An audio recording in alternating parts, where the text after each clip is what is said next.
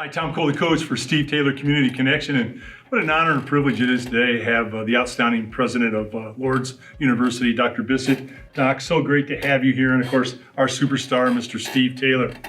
Doc, you know, it's so interesting to Steve and I. We were chatting before you and Scott Wills, your great VP, came to the studio today. 2 years in Toledo for you, about, right? 2 years? Almost to the day. Okay, almost to the day, so it's an honor to have you here. First of all, give us a feel for how is Sylvania, Toledo, Northwest Ohio, how has that treated you? How have you found this area? Mm-hmm. So great question, Tom. Scott's heard me say this a bunch of times, okay, too, so I don't think you've heard me say this before. 3 years ago, I didn't know where Sylvania, Ohio was. Gotcha. That's true. Yeah. And it's funny, right? I always say God has a sense of humor because now 3 years later, 2.5 years later, I couldn't picture myself anywhere else. Oh. And it's exactly because of what you just asked. The people of Northwest Ohio, the people of Toledo, and you're a great example of it too, because you and I have had some great conversations since I've been here too. So welcoming, so just genuine, so accepting of other people from the outside. They take us all at face value.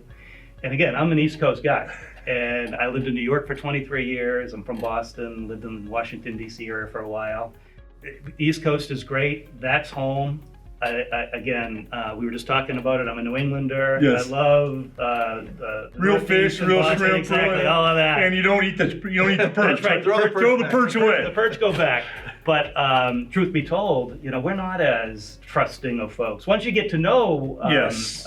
Once people get to know you, it's a yes. different story. But that doesn't always happen that way. So it's been great, and my wife and I have really been able to connect in the area well, and we're living our best life here in Northwest Ohio now. Well, so. We're honored to have you here. That's great.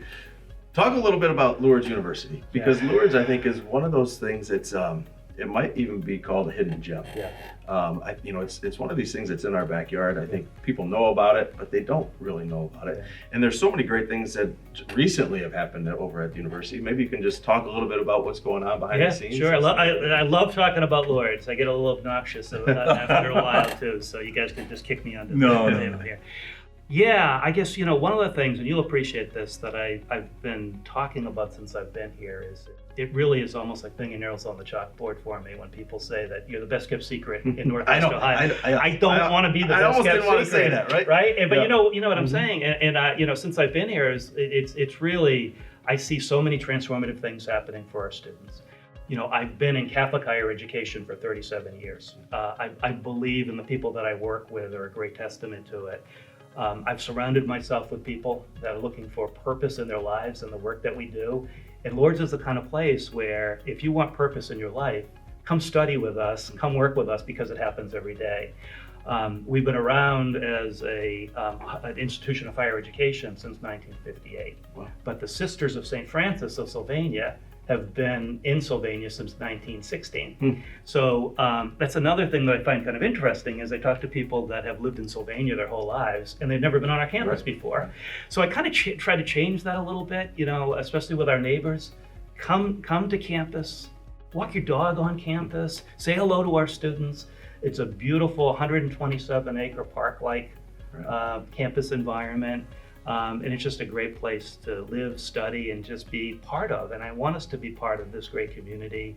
And again, I want people to kind of consider the campus to be an extension of their community and their hometown too. It is a beautiful campus. I actually got to go to school there growing up. I started preschool at St. Francis Education Center, and was taught by the nuns over there, and went up through 5th grade. So I got to enjoy the campus. I got to go and to where the auditorium was. It was a great spot. Great. And like you said, there's a beautiful little chapel.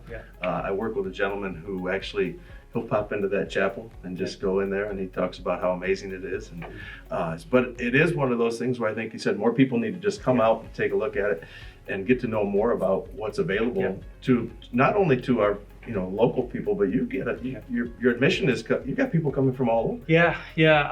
We really do. We have a very strong representation of students from our own backyard, but we have 26 states represented on campus, and 14 foreign countries, so we have students from all over the country and all over the world.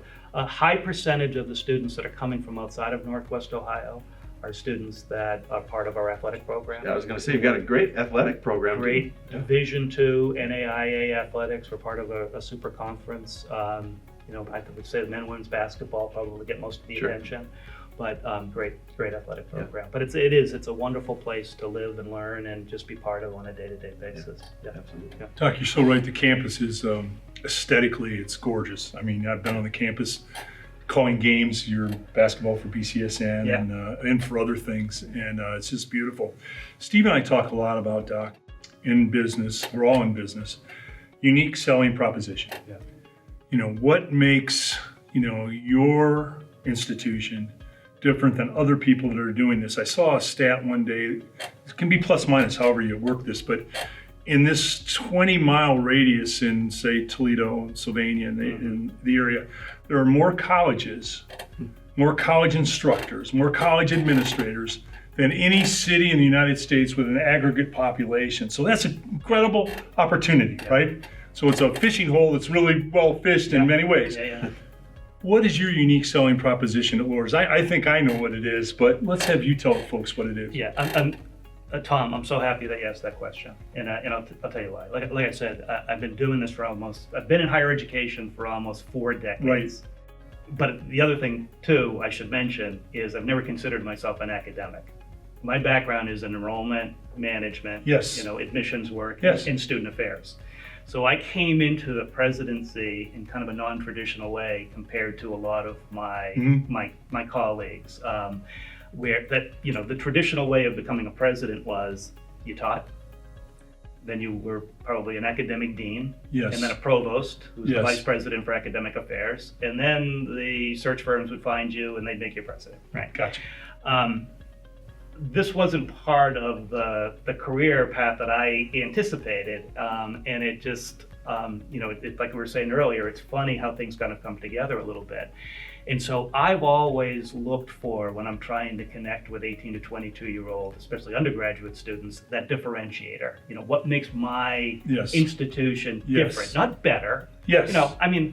We, as you do, we use the term competition, and but we in higher education we don't call the competition the competition. We say those are the schools we share application. I love that, sharing applications. Right? I love that. But there's this real issue in higher education right now where our messaging over the years we have not really had to market ourselves and make a case, and people are beginning to question the value of an education. Yes. Now I will go to the mat with folks and still be able to make the case that this is the best investment a family can make. You get a degree from a college or a university. Yes. No one can ever take that away from you, right? Absolutely. And there is something about what also goes through a student goes through in terms of their experience when they're in college, and the soft skills and the socialization skills and all those things that they get. The thing that I think makes Lourdes very distinctive, and not to be gratuitous, but I would say comparable to a Taylor Automotive family perspective too. We have a set of core values that we live by every day. And that's Steve. He's got his core values. Right. We're an organization. Our core values are very much rooted from our founders, the Sisters of St. Francis. But I talk about our core values with prospective students and incoming students and their families all the time. And they're bold, but they're really easy core values to get your head around. We believe in service, we believe in learning, we believe in community. And then the one core value, the last one that's my favorite right now, is reverence, meaning that we have respect for all people, and human dignity. And I always try to talk to our students about why that's such a bold concept. Yes. But especially in the world that we live in today, when we have these young people at that influential period in their lives, right? Yeah. It's just so important to be stressing that. And so, I think that's a big differentiator. We're the only Catholic university in the Diocese of Toledo. Right. That's a huge differentiator. Yep, absolutely. And for that doesn't necessarily mean I'm not also interested in non-Catholic students coming and being with us. And but I've never tried to market my institutions as being one place for everybody. Right. Right. I think that can be very dangerous in higher education. because we're so different. Yes. And we're so unique. But for a student that can take advantage of what we have to offer in the classroom and outside of the classroom, come on board. I mean, it's just, like I said, it's a wonderful, wonderful place. And Steve, you said I use that term all the time. I mean, we are this gem, and unfortunately a bit of a hidden gem that we're trying to change these days. But yeah. Well, you will change that, Doc. And what's interesting to me is that we've had so many great experiences with you and Scott and your staff. The Magliochetti lunch was incredible. Steve was brilliant. It was just you were so magnanimous for us at that. But you're an inclusive organization, and I think that's a core value that Steve has always lived by. There's room for everybody here. Yeah. And everybody can find a place, and everybody can find a purpose. And I think when you're that way, especially today, you're going to be successful because that's people want that. Yeah. Steve, I'm sure you've heard this quote before, this Mark Twain quote. It's one of my favorites, right? Two most important days in anybody's life. It's the day you're born, and it's the day that you finally figure out what your purpose is in life. That's right? great. Now, I'm a matter of fact, I turned 59 yesterday, so I'm about to say, thank you.